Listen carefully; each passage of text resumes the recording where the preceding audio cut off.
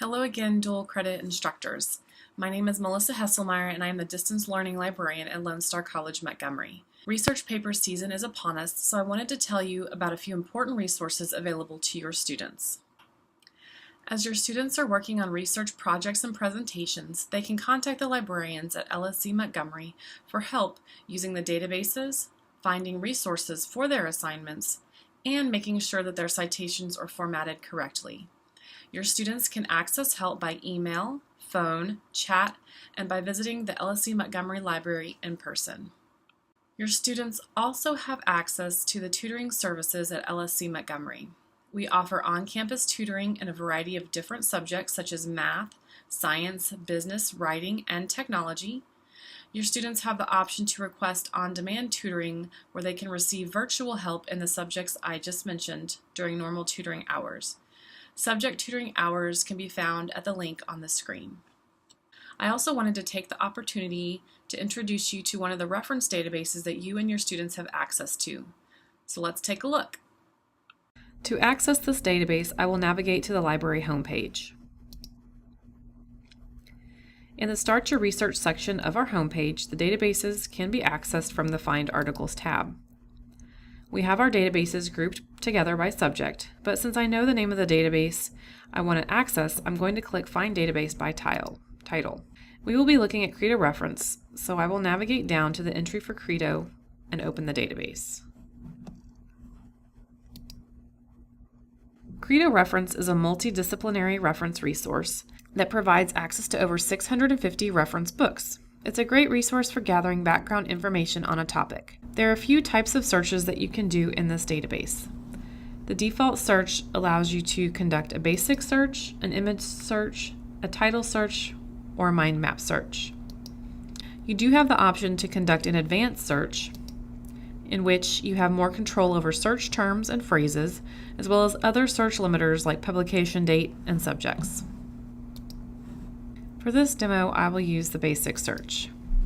Earlier this semester, I had a student taking History 1301 who was writing a paper on the women's movement, so I'll go ahead and type that into the search box. You will notice from the search result page that we have several different options. On the left-hand side, there are several filters that we can use to limit our search results even further by collection, by different subject areas, by the different types of media. Maybe we're interested in looking at a specific date range or length of article. You'll also notice that the results are coming from a variety of different types of dictionaries and encyclopedias from different subject areas. You'll also notice the two topic pages on the top of the screen. So let's go ahead and take a look at the topic page for the women's movement. I'll go ahead and expand the article. Topic pages not only provide an overview of the topic, but they also provide links to other resources and keywords within the topic page. So you'll see that there are highlighted keywords for students to use. You'll also notice that towards the end here, there are additional resources that students can click on. It will take them to other parts of the Credo, as well as provide them with related articles and images. And then on the right-hand side are, again, additional related topic pages to this particular topic. So if you or your students decide to use this entry in research, there are a few tools available. You'll notice at the top right side of the screen, there are a few symbols. The quotation symbol here provides the citation entry for this resource. So this database provides citations in APA, Chicago, Harvard, and MLA styles. So I'm going to go ahead and click on APA just to take a look. Students are able to highlight, copy, and then paste the citation into their works cited or reference page. But we always do tell students to make sure that they are comparing this citation that they've pulled from the database to the actual APA guidelines or MLA guidelines or whichever one they're using, just to make sure that there aren't any errors or there isn't anything that needs to be fixed before they submit their final citation for this resource. The paper with the little arrow symbol allows you to download the PDF for this entry, or it also allows you to export this resource to the Google Drive.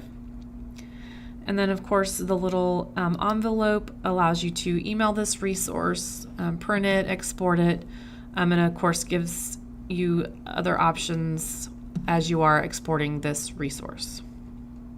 So after I read this entry, I was interested in getting a little more information about Elizabeth Cady Stanton. So I'm going to go ahead and enter her name into the search box.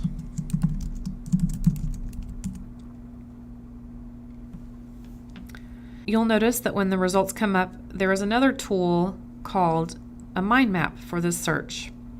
So this is a really cool feature in this database that really helps students identify additional keywords, people, and events that are related to their topic.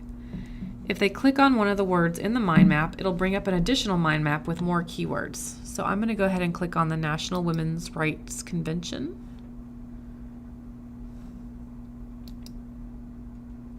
And so you'll see that there are additional keywords, people, places that are involved with that particular keyword. And you'll also notice that the database populates results on the right-hand column that are related to that National Women's Rights Convention. All right, so let's go back to the original search result page for Elizabeth Cady Stanton. So another thing that's really cool about this database is that students are able to find some primary resources within Credo. So for example, for Elizabeth Cady Stanton, there are several entries in here that include transcripts of speeches that she gave. So right here we have the Elizabeth Cady Stanton address at Seneca Falls, July 19th, 1848. So we can click on this entry. It does provide a little background and when the actual speech was given, and then it provides a transcript of the actual speech. So that's a really cool tool that's also available within Credo. So that's just a really brief overview of Credo. I would definitely encourage your students to start the research process with Credo. It's very beneficial in providing background info they need on a topic and providing them with keywords that they can then take into the research article databases. Just remember that to access our databases, you and your students will need a library barcode number. Instructions on how to obtain that library barcode number can be found on the Dual Credit Instructor Services Guide. Link is below. So as always, please contact me with any questions you have regarding academic support services for you and your students, and I hope you have a great rest of the semester.